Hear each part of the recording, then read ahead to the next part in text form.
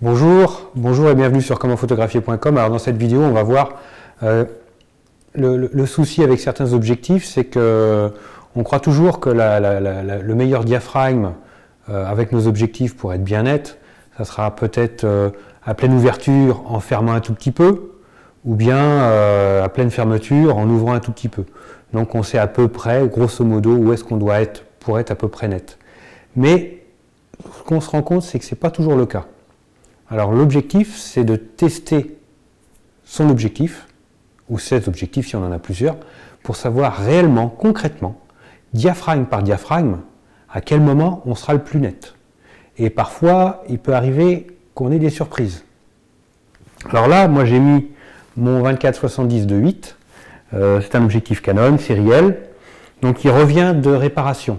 C'est un objectif que je n'utilisais plus. La dernière fois que je l'ai utilisé, c'était pour faire le tuto sur la photographie culinaire. Je l'ai utilisé à ce moment-là, sur la photo culinaire, et malgré tout, je trouvais qu'il y avait un problème de piqué, c'était pas top. C'était franchement pas top du tout.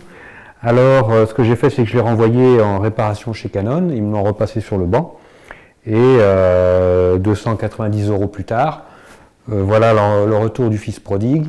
Donc, c'est l'occasion ou jamais de le tester et de voir ce qu'il a dans le ventre et qu'est-ce qu'il va pouvoir nous faire maintenant.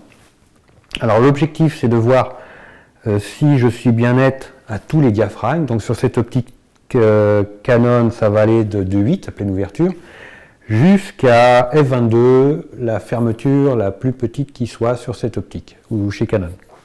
Après, j'ai pris un journal, un simple journal, pour avoir tous les caractères. Je suis légèrement en plongée sur mon journal. Et puis je vais faire ma mise au point. Je me mets en mode priorité diaphragme parce que je veux maîtriser mon diaphragme. Donc mode priorité diaphragme, je vais prendre une sensibilité de 400 ISO parce qu'il est important que cette sensibilité soit la même à tous les diaphragmes, que je n'ai pas une sensibilité différente d'un diaphragme à l'autre. Donc 400 ISO de 8. Je vais prendre un déclencheur pour éviter que ça tremble dans tous les sens, pour éviter les flous. Donc voilà, hop, je branche mon déclencheur. Voilà qui est fait. Maintenant, je fais ma mise au point. Ok, je vais me mettre en manuel maintenant que la mise au point est faite, pour éviter qu'il fasse la mise au point à un moment donné à un endroit, après un autre, pour qu'il n'y ait pas de décalage en termes de qualité de mise au point et d'endroit, de lieu de mise au point. Donc c'est parti, 320e. Première photo à 2.8, je ferme de 3 crans, je vais à F4. F4, 5.6, toujours 3 crans. De 5.6, F8. J'attends un petit peu entre chaque pour que ça se stabilise. Donc d'F8, 3 crans, F11. On sent que le temps de pause s'allonge un petit peu. De F11, on va à F16. On est au 10e de seconde. Voilà. Et de F16, on va aller à F22. Je suis au 5e de seconde. Voilà. Ça ne bouge pas. Je vais la redoubler au 5e de seconde. Par acquis de conscience. Si jamais j'ai une image un peu plus floue que l'autre, là je vais doubler, donc comme ça je suis plus sûr de ce que je fais. Voilà, maintenant il n'y a plus qu'à aller voir ce que ça donne sur notre logiciel préféré, c'est-à-dire Lightroom, et on voit ça sur l'ordinateur. Donc nous voici sur Lightroom. Alors sur la première image, donc on peut le voir ici, 320e de seconde à 2.8. On voit que la mise au point est faite sur cette ligne-là, sur cet axe. Hop. Alors qu'est-ce que ça nous donne ?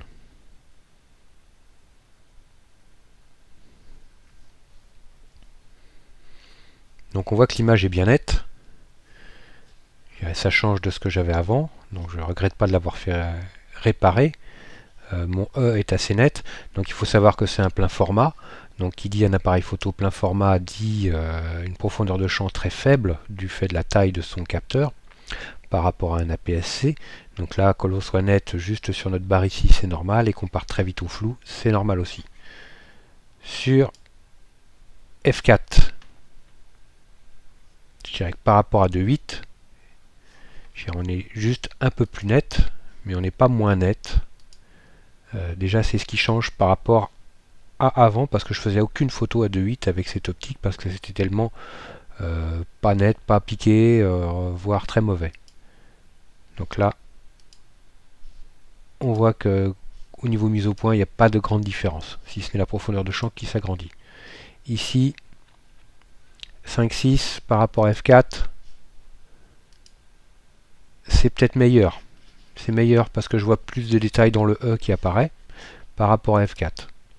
Vraiment, ouais, je dirais que 5.6 est meilleur que f4. Ensuite,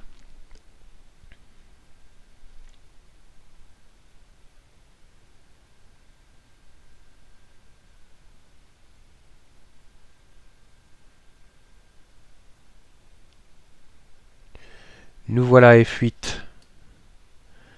Alors, qu'est-ce que ça me donne en comparaison à 5.6? Je dirais rien de très notable.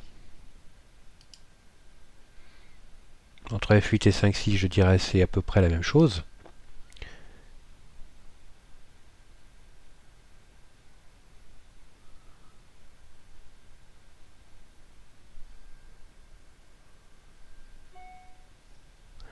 À f11, on va retourner à f8 pour comparer.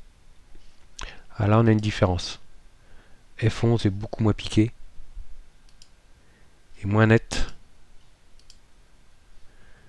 que f8. Déjà, on a une dégradation de la qualité de la mise au point.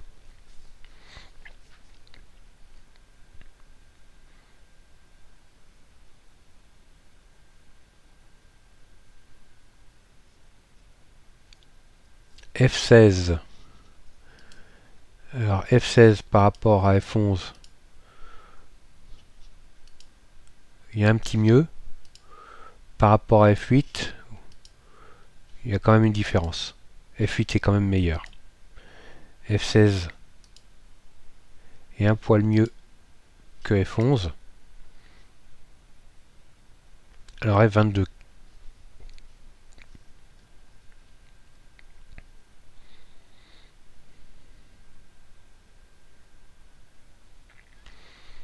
Alors F22, qu'est-ce que ça nous donne? Entre F16 et F22, je dirais qu'il n'y a pas de grande différence, si ce n'est peut-être une légère perte, mais rien d'extraordinaire. Je dirais que c'est vraiment histoire de pinailler. Je vais baisser ici. Entre F11 et F22, rien de notoire.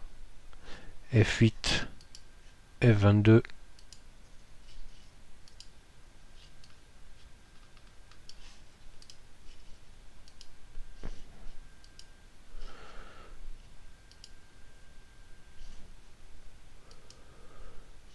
Alors F8 et F22. Ça se comporte pas trop mal, pas trop de différence.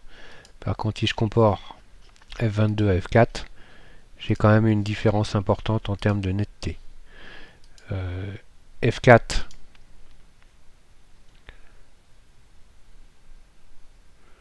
à F4, je suis extrêmement net d'une manière précise ici.